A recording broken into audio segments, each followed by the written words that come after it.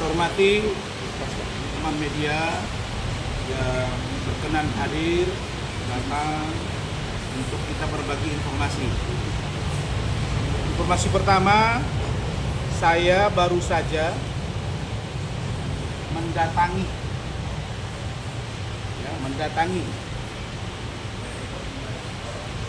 program acara Pagi-Pagi Ambiar di Trans TV. Maksud kedatangan saya setelah saya lihat sejak minggu lalu saya telah memberikan somasi lisan kepada produser program Pagi-Pagi Ambiar Trans TV.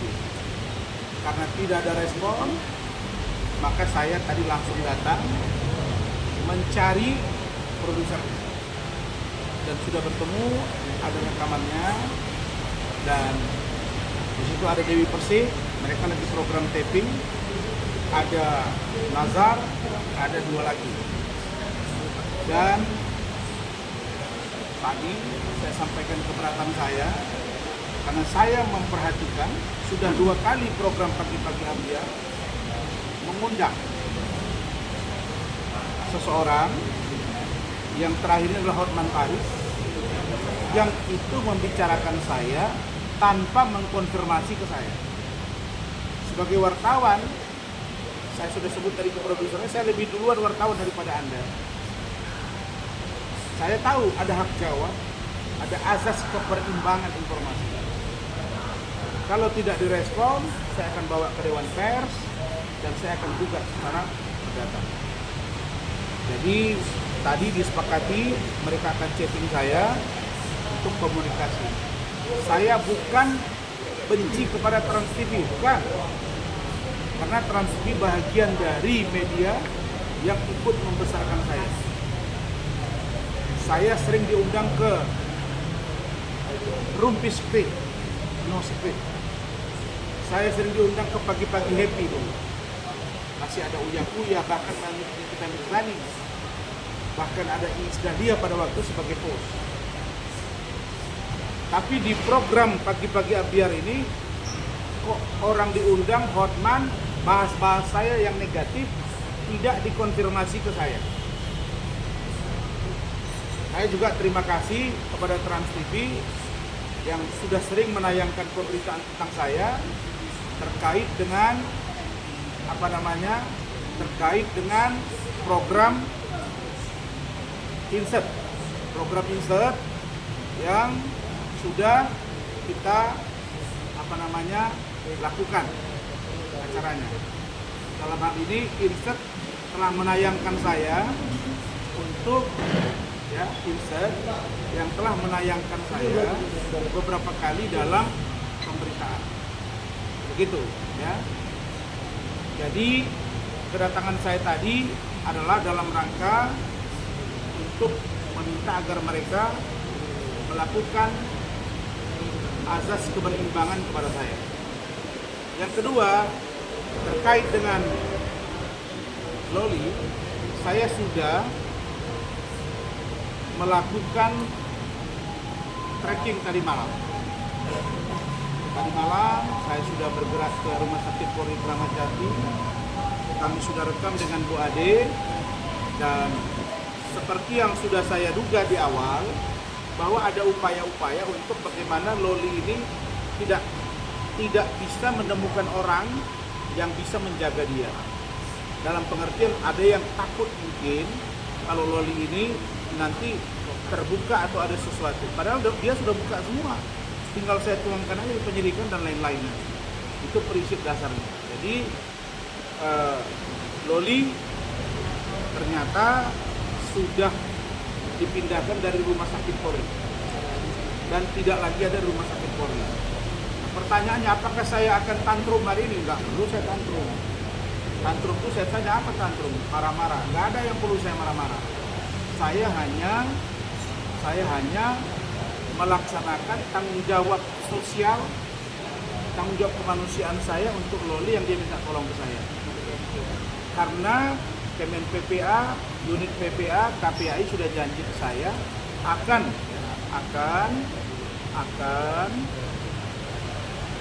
senantiasa berkoordinasi terkait bagaimana penempatan Loli. Tapi kalau Loli sekarang tidak berada di situ, kita akan lihat dengan siapa dan seperti apa. Maka informasi-informasi yang disampaikan Loli ke saya, apa yang ingin dia sebutkan kepada instansi terkait, maka saya agendakan besok jam 12 saya akan ada di Komnas HAM Republik Indonesia.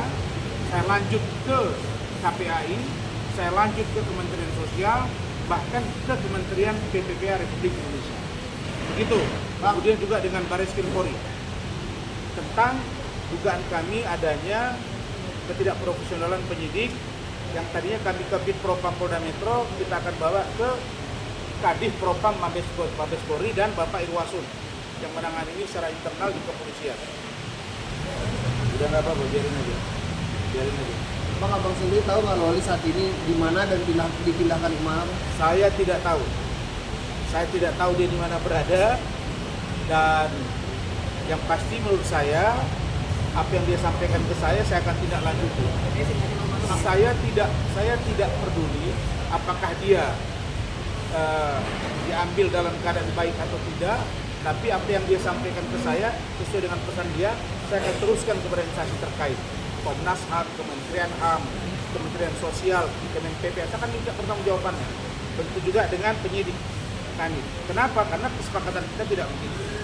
Saya tidak mencari sesuatu dari kasus ini. Tapi saya harus meneruskan apa yang dia sampaikan. Karena dia sudah sampaikan, andainya Om nanti saya dibawa paksa lagi, tolong sampaikan ini. Apa yang dia inginkan, itu yang akan saya teruskan. Saya bukan ada ini, bukan, kita menolong secara kemanusiaan itu. Bang, sebelum akhirnya dipindahkan sempat ada Loli menghubungi Bang gitu. Kenapa? Ada komunikasinya semua yang saya dipindahkan? hari Senin kemarin kan, dia pindah, saya cek. Selasa, Rabu saya kontak dengan kepala ruangannya, namanya Ibu Indra. Kamis, beliau juga masih komunikasi. Saya bilang saya mau komunikasi by phone, karena saya sedang berada di Bandung dan saya ke Medan. Tapi belakangan saya lihat komunikasinya setelah speak up si NN, dia bilang dibawa oleh budenya, nah secara diam-diam, dan ternyata informasi yang kami terima, dia keluar dari rumah sakit itu hari Jumat malam. Kalau ini sekarang Senin kan, Minggu, Sabtu, Jumat, berarti 3 hari yang lalu, dan itu malam-malam. Ya banyaklah dugaan, apakah dia dibius, baru dibawa sehingga dia nggak sadar atau apa, karena dia pasti akan melakukan perlawanan. Tapi seandainya itu baik juga nggak apa-apa, kenapa ditutup dari saya?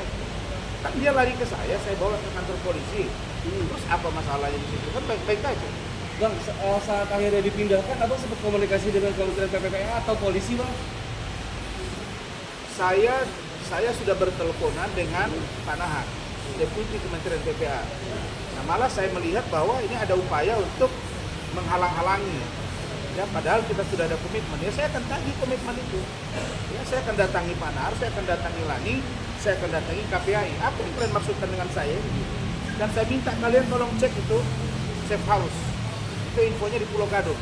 Apakah benar itu tempat yang layak untuk orang yang disimpan atau dibuat dalam pengawasan kementerian? Saya kira ini nggak main-main ya. Saya tidak ada kepentingan di kasus ini. Kepentingan saya cuma satu, bagaimana Loli bisa menerima posisi ini dan keluar dari masalah ini. Baru yang terakhir kami minta agar penyidik Polres Jakarta Selatan menghentikan kasus ini. Kenapa? Karena sudah tidak ada bukti yang kuat lagi. Dan kami menduga ada upaya-upaya penyidik untuk menarik dia ini karena takut ini sudah naik sidik. Sehingga keterangan dari Loli itu sangat mementahkan mereka. Loh, datanya sudah ada di saya, rekamannya ada semua di saya. Jadi nggak ada masalah di sini. Jadi bagi kami ini nggak ada masalah. Besok kita ketemu jam 12 di Kementerian di Komnas HAM. Kemudian saya juga akan ke Kementerian Sosial, akan gerak juga ke Kementerian PPA, akan gerak juga ke Kementerian Sosial. Dan ke Kadif Propam, Bareskrim Mabes Polri, dan Irwasum, Bapak Irwasum, Pak Komjen Pol Dedi Prasetyo. Begitu. Berarti yang bawa keluarganya Niki ya, Pak? Kita tidak tahu. Karena pihak rumah sakit juga mereka bilang kami nggak lihat, Pak, karena malam-malam. Ya, kita nggak tahu lah settingannya seperti apa. Ini kan karena proses hukum sehingga penyidik. Sementara data seperti ini masih belum prima, nggak selesai. Kalau ada sesuatu terhadap Loli besok dan ternyata mereka memaksa dia dan dia tidak, ini akan berisiko tidak baik. Dan ini saya akan tetap jalan. Saya nggak mungkin diam saja. Saya akan tetap jalan terus. Saya akan tetap maju memperjuangkan apa yang dia inginkan untuk bagaimana dia bisa terbebas dari intervensi yang menyakitkan. Kalau ternyata dia memang sehat walafiat, alhamdulillah. Tapi kalau ternyata tidak, kan saya harus sampaikan ini kan, supaya kalau saya nggak boleh melihat dia karena saya bukan keluarga dia, paling tidak Komnas HAM bisa panggil mereka. Nah, satu lagi, ombudsman. Kami akan ke ombudsman untuk meng-cross check tentang bagaimana administrasi penanganan ini yang kurang profesional. Begitu. Oke, cukup ya. Cukup bang.